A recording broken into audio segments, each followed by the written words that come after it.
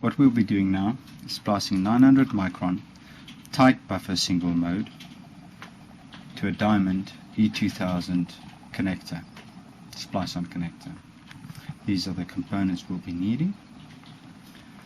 First step is to load on the boot of the connector.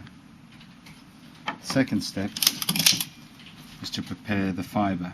First we'll strip the 900 primary coating, or at least secondary coating, at least 900 secondary, and then the 250 primary.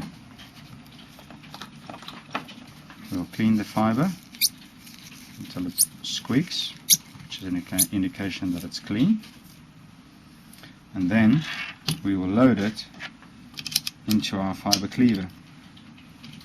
It's very important that we get the length exactly right. If it's too long or too short, it will not fit into our ferrule. What the secret is, getting this length precisely on the edge of the clamping pad.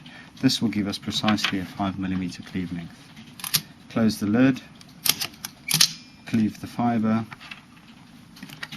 and load the fiber into the fusion splicer. Yes? The next step is to load the universal ferrule cap into the universal ferrule holder. We'll do so just by placing it in, removing the protection, and loading this straight into the fusion splicer. If you notice that it's not falling into the V-groove, you can always give minor adjustment. Close the lid, press the splice button.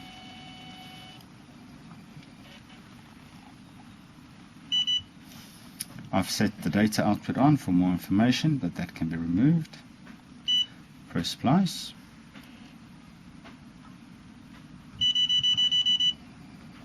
We can see a splice result of 0.02. This is single mode.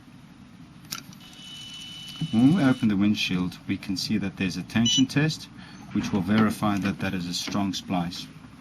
We will release the 900 micron and transfer the entire splice into the splice protection area, closing the lid. Now all that remains to be done is for us to remove paper from the crocodile protector and close this around the 900 micron fiber. You'll see that this I can actually squeeze quite hard because the splice has now already been protected.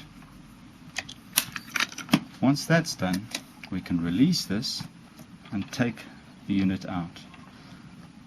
When we look at the face or the back side of the connector, we need to make sure that the two pieces fit into each other perfectly.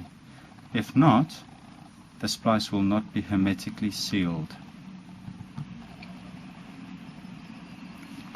Right?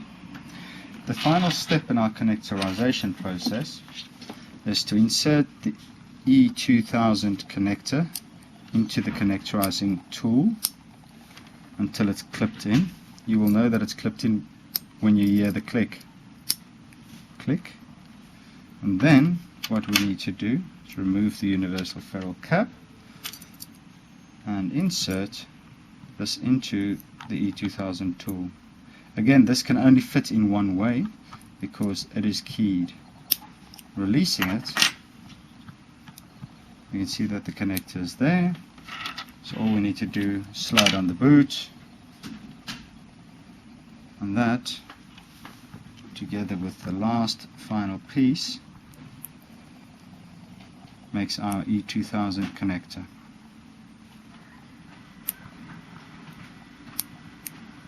Thank you.